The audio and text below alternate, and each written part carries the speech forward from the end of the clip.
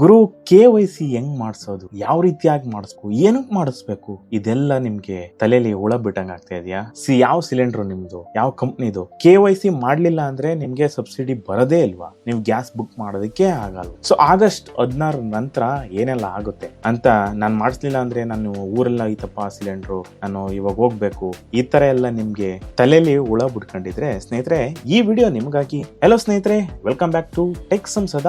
ನಾನಿವತ್ತು ನಿಮ್ಗೆ ಒಂದು ಉತ್ತಮವಾದ ವಿಷಯದೊಂದಿಗೆ ಬಂದಿದ್ದೀನಿ. ಅದೇ KYC ಯಾವ ರೀತಿಯಾಗಿ ಮಾಡೋದು. ಸೊ ನೀವೇನಾದ್ರೂ ಗ್ಯಾಸ್ ಯೂಸರ್ಸ್ ಆಗಿದ್ರೆ ನಿಮ್ಮ ಹತ್ರ ಇಂಡಿಯನ್ ಗ್ಯಾಸ್, HP ಗ್ಯಾಸ್ ಮತ್ತೆ ಭಾರತ್ ಗ್ಯಾಸ್, ಈ ಪ್ರೈವೇಟ್ ಓನ್ ಅಂದ್ರೆ ಖಾಸಗಿ ಮಾಲೀಕತ್ವದ ಮೇಲೆ ಬಿಟ್ಟು ಈ ಏನ್ ನಾನು ಹೇಳಿದೆ Bharat gas, Indian gas, HP gas government owned ಕಂಪ್ನಿಗಳೇ ಆಗಿದೆ. ಇದಕ್ಕೆ ಗ್ಯಾಸ್ ಡಿಸ್ಟ್ರಿಬ್ಯೂಷನ್ ನೀವೇನಾದ್ರೂ ತಗೊಂಡಿದ್ರೆ ಅಂದ್ರೆ ನೀವೇನಾದ್ರು ಯೂಸರ್ ಆಗಿದ್ರೆ ಆಗಸ್ಟ್ 16 ಒಳಗೆ ನೀವು KYC ಮಾಡಿಸ್ಬೇಕು.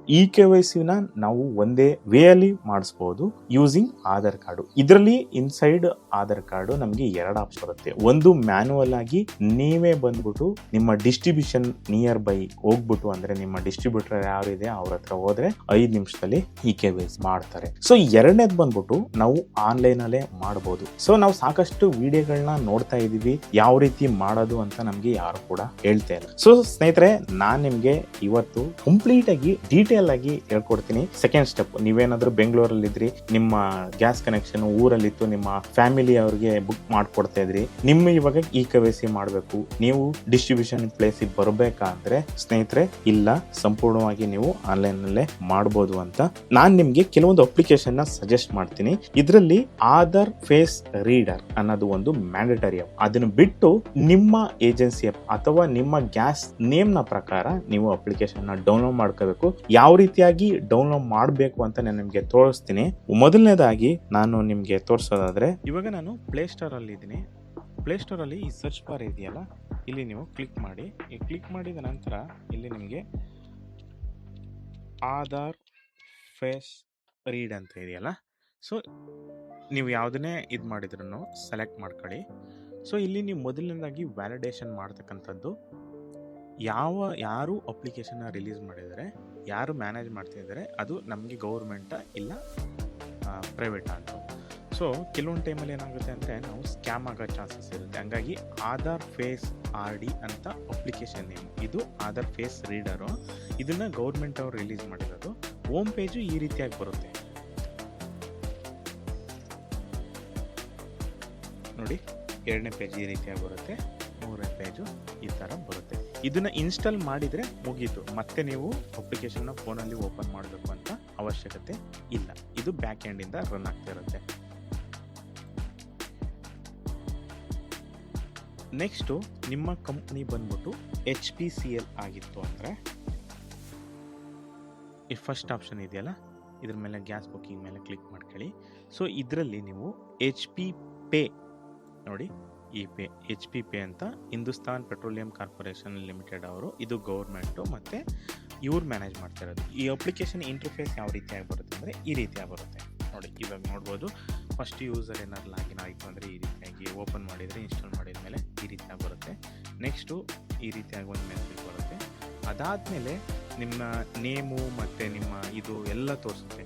ಸೊ ಇಲ್ಲಿ ನೀವು LPG ಸರ್ವಿಸಸ್ಸು KYC ಅಂತ ಎಲ್ಲ ತೋರಿಸುತ್ತಲ್ಲ ನೋಡಿ, ಇಲ್ಲಿ ನೀವು ಹೋಮ್ ಪೇಜಲ್ಲಿ ತೋರಿಸುತ್ತೆ KYC ಅಂತ HP KYC ಅಂತವ.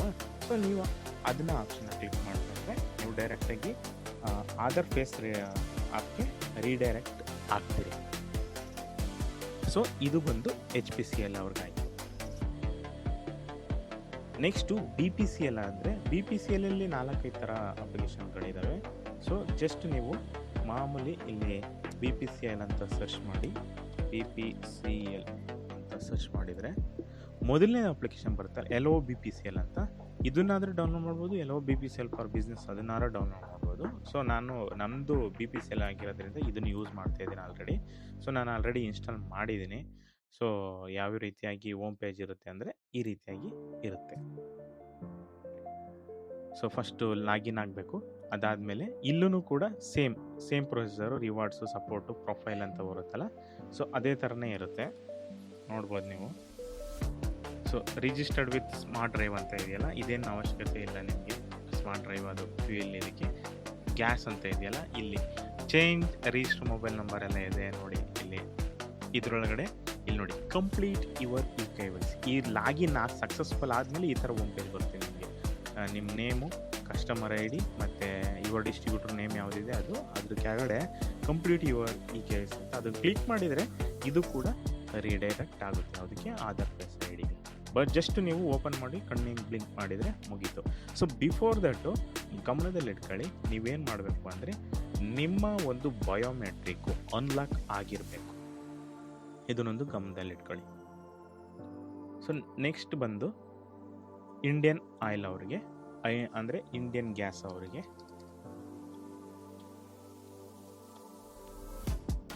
ಸೊ ಇಂಡಿಯನ್ ಅಂತ ಸರ್ಚ್ ಮಾಡಿ.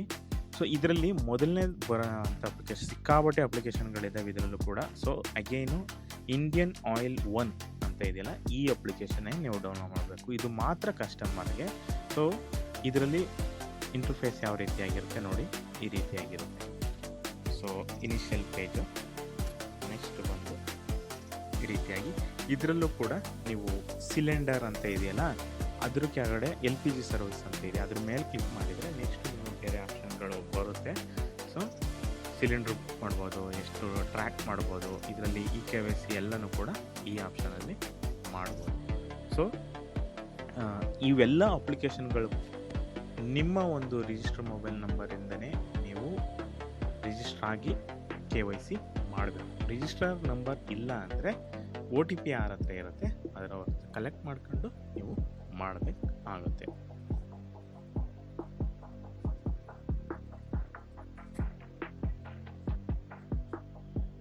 ಸೊ ನಾನು ಇಷ್ಟು ಡೀಟೇಲ್ ಆಗಿ ನಿಮಗೆ ಅಪ್ಲಿಕೇಶನ್ಗಳನ್ನ ನೇಮ್ನ ತೋರಿಸಿದ್ದೀನಿ. ನೀವು ಅದರೊಳಗಡೆ ಹೋಗಿ ಲಾಗಿನ್ ಆಗಿ ನಿಮ್ಮ ರಿಜಿಸ್ಟರ್ ನಂಬರಿಂದ ಲಾಗಿನ್ ಆಗಿ OTP ಬರುತ್ತೆ. ಸೊ ಸ್ಕ್ಯಾಮ್ ಆಗ್ದೇನೆ ದಯವಿಟ್ಟು, ಸೊ ಸ್ಕ್ಯಾಮರ್ಸ್ ಆಲ್ವೇಸ್ ನಿಮ್ಮನ್ನ ಜನರನ್ನ ಹುಡುಕ್ತಾ ಇರ್ತಾರೆ ಯಾವ ರೀತಿಯಾಗಿ ಸ್ಕ್ಯಾಮ್ ಮಾಡಬೇಕು ಅಂತ. ನಿಮಗೆ ಕಾಲ್ ಮಾಡಿ ನಿಮ್ಮ ಡಿಸ್ಟ್ರಿಬ್ಯೂಟರ್ ಬಿಟ್ಟು ಬೇರೆ ಯಾವುದೇ ವ್ಯಕ್ತಿಗಳು ನಿಮ್ದು ಗ್ಯಾಸ್ KYC ನಾವು ಮಾಡ್ಕೊಡ್ತೀವಿ, ಫ್ರೀಯಾಗಿ ಮಾಡ್ಕೊಡ್ತೀವಿ, OTP ಹೇಳಿ ಅಂದ್ರೆ ದಯವಿಟ್ಟು ಮಾಡೋದಕ್ಕೆ ಹೋಗ್ಬೇಡಿ. ನಾನು ಹೇಳಿದ್ನಲ್ಲ, ಈ 3 ಅಪ್ಲಿಕೇಶನ್ಗಳನ್ನ ನೀವು ಅಥವಾ ಬೇರೆ ಅಪ್ಲಿಕೇಶನ್ಗಳನ್ನ ಯೂಸ್ ಮಾಡಿ ನೀವು ಮಾಡಬಹುದು. ಮೊದಲನೇದಾಗಿ Aadhaar face read, HPCL, BPCL, IOCL ಇವ್ರದ್ದೆಲ್ಲರೂ ರೆಸ್ಪೆಕ್ಟಿವ್ ಅಪ್ಲಿಕೇಶನ್ಗಳಿದೆ. ಅದೇ ಅಪ್ಲಿಕೇಶನ್ಗಳನ್ನ ರಿಜಿಸ್ಟರ್ ಮಾಡಬೇಕು. ಮತ್ತೆ ರಿಜಿಸ್ಟರ್ ಮಾಡೋಕ್ಕೆ ನಿಮ್ಮ ಮೊಬೈಲ್ ನಂಬರ್ ರಿಜಿಸ್ಟರ್ ಯಾವ್ದು ಕೊಟ್ಟಿರ್ತೀರಿ ಆ ನಂಬರೇ ಆಗಿರಬೇಕು. ಅದ್ರ ಥ್ರೂ ಅದಾದ್ಮೇಲೆ ಒಳಗಡೆ ಇನ್ಸೈಡ್ ಲಾಗಿನ್ ಆದ್ಮೇಲೆ ನಿಮ್ಗೆ ತೋರಿಸುತ್ತೆ, ಅಲ್ಲೇ KYC ಅಂತ ತೋರಿಸುತ್ತೆ, ನೀವು ಅಲ್ಲಿ ಲಾಗಿನ್ ಮಾಡ್ಕೋಬಹುದು. ಆಧಾರ್ ಫೇಸ್ ರೀಡ್ ನ ಯಾವುದೇ ಕಾರಣಕ್ಕೂ ಡೈರೆಕ್ಟ್ ಆಗಿ ಓಪನ್ ಮಾಡೋದಕ್ಕೆ ನೀವು ಹೋಗ್ಬೇಡಿ. ಜಸ್ಟ್ ಇನ್ಸ್ಟಾಲ್ ಮಾಡಿ ಈ ಅಪ್ಲಿಕೇಶನ್ಗಳನ್ನ ಇದು ಮಾಡಿದ್ರೆ ಅದು ರಿಡೈರೆಕ್ಟ್ ಆಗುತ್ತೆ, ಬ್ಯಾಕ್ ಎಂಡ್ ಇಂದ ವರ್ಕ್ ಆಗ್ತಾ ಇರುತ್ತೆ. ಸ್ಕ್ಯಾಮರ್ ಇಂದ ದೂರ ಇರಿ ಅಂತ ಹೇಳ್ತಾ, ಈ ವಿಡಿಯೋ ನಿಮ್ಗೆ ಇಷ್ಟ ಆಗಿದ್ರೆ ನನ್ನ ಚಾನಲ್ಗೆ ಸಬ್ಸ್ಕ್ರೈಬ್ ಮಾಡಿ. ಇದೇ ತರ ಹೊಸ ವಿಡಿಯೋಗಳಿಗೋಸ್ಕರ ನನ್ನ ಚಾನಲ್ ನ ಬೆಲ್ ಐಕಾನ್ ಅನ್ನು ಪ್ರೆಸ್ ಮಾಡಿ. ಸೊ ಸ್ನೇಹಿತರೆ, ಇದಾಗಿತ್ತು ಇವತ್ತಿನ ಒಂದು ಚಿಕ್ಕ ಇನ್ಫಾರ್ಮೇಶನ್.